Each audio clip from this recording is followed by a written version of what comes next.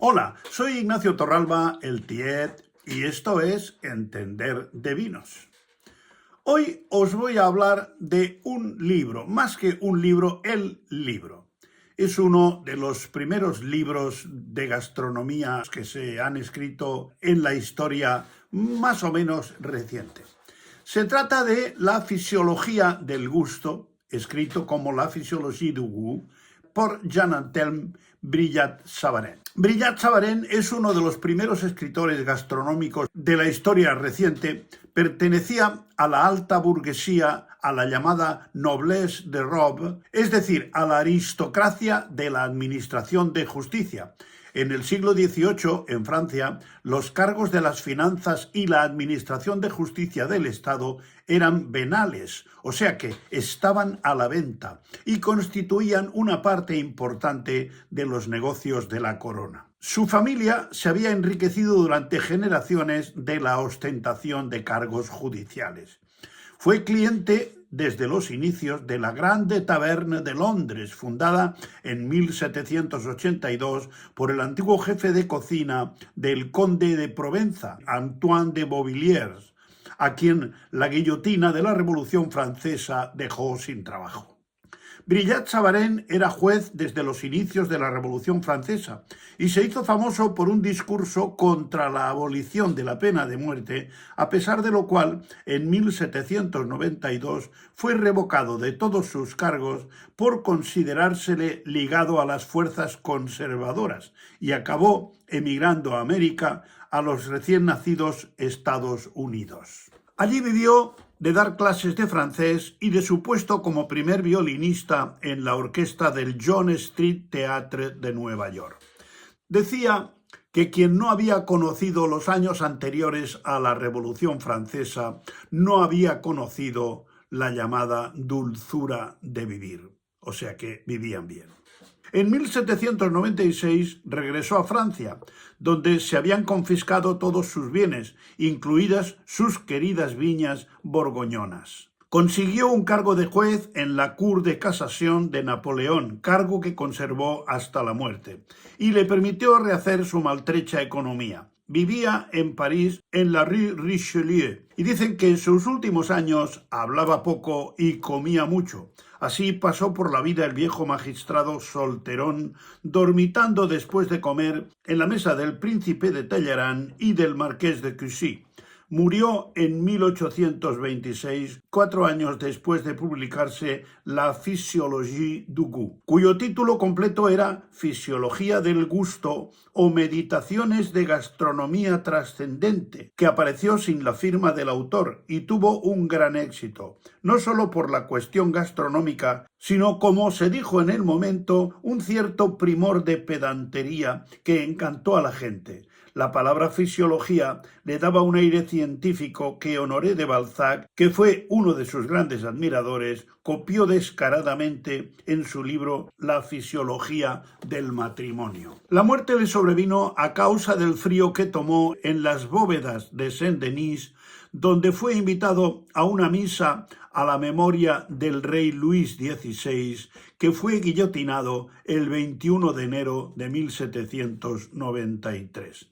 Este resfriado degeneró en pulmonía y este hombre, de una salud de hierro, que había resistido comerse una gruesa de ostras, o sea, 12 docenas, 144 ostras, como aperitivo de una comida que duraría 3 horas, y fue vencido por un vulgar resfriado a los 71 años de edad, para la época una edad muy avanzada. Dejaba una hermana, Pierrette, que sobrevivió a su gloria porque murió a los 99 años y 10 meses sentada a la mesa. A esta sí la fulminó una apoplejía cuando acababa de gritar a la camarera: «Y ahora, hija mía, me queda poco tiempo, tráeme por favor los postres».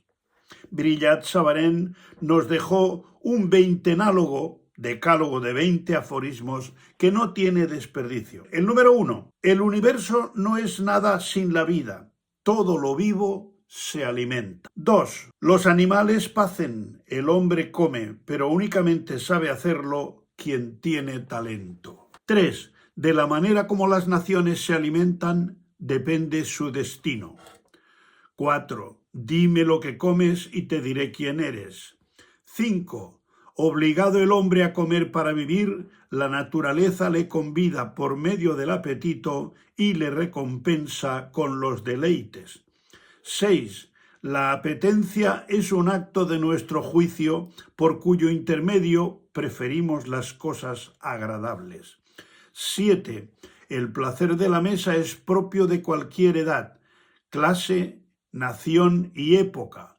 Puede combinarse con todos los demás placeres y subsiste hasta el final para consolarnos de la pérdida de todos los otros.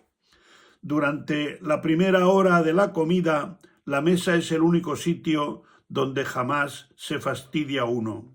Más contribuye a la felicidad del género humano la creación de un nuevo plato que el descubrimiento de un astro. Esta frase se la oí decir en más de una ocasión a uno de mis maestros, el que me enseñó lo que yo sé de cocina, que fue don Antonio Mailán, uno de los fundadores del restaurante Amaya. Los que tienen indigestiones y los que se emborrachan no saben comer ni beber. El orden que debe adoptarse para los comestibles principia por los más sustanciosos y termina por los más ligeros.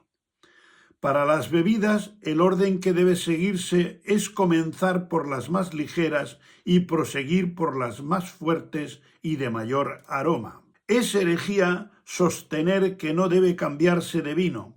Tomando de una sola clase, la lengua se satura y después de beber 2 o 3 copas, aunque sea el mejor vino, produce sensaciones obtusas. En la número 14, postres sin queso son como una hermosa tuerta. 15. A cocinero se puede llegar, pero para ser asador hay que nacer. La cualidad indispensable del cocinero es la puntualidad. También la debe tener el convidado. 17. Esperar demasiado al convidado que tarda es falta de consideración para los demás que han llegado puntuales. 18. No es digno de tener amigos la persona que invita y no atiende personalmente a la comida que ofrece. 19. La dueña de la casa debe tener siempre la seguridad de que haya excelente café y corresponde al amo cuidar de que los vinos sean exquisitos. Y la número 20, convidar a alguien equivale a encargarse de su felicidad durante el tiempo que esté con nosotros. En cierta parte del libro escribe una anécdota.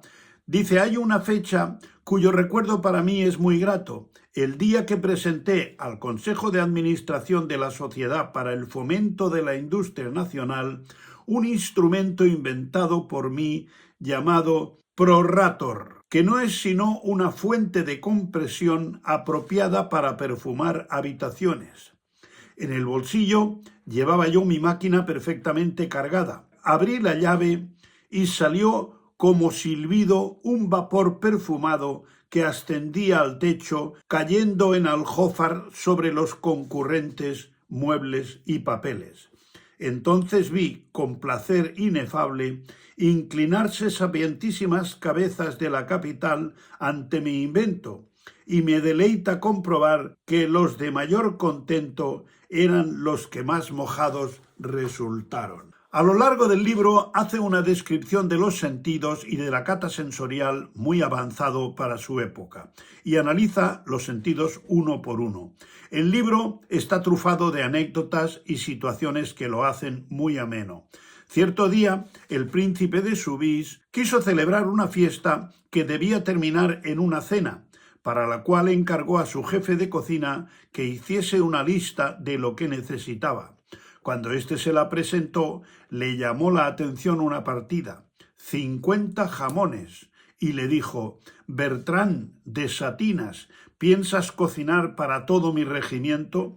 A lo que el cocinero replicó, «Señor, a la mesa solo saldrá uno, pero los restantes son para la salsa española, los guarnecidos, los rellenos». Y ante la extrañeza del príncipe le remachó con la siguiente aseveración, dé su Alteza la orden y haré entrar en un frasco de cristal del tamaño de mi dedo todos esos jamones que ofuscan a su Alteza. El príncipe bajó la cabeza y aprobó la partida de los 50 jamones. Os aconsejo que lo leáis, vuestra cultura gastronómica os lo agradecerá. Además, no hace falta que lo compréis, podéis buscar en internet una versión en PDF, se llama La fisiología del gusto, brillat-savarin.pdf, y encontraréis el libro con la ventaja de que podéis hacer como yo, agrandarlo un poquito para que la letra sea grandecita y lo podáis leer cómodamente. Porque ampliar la cultura gastronómica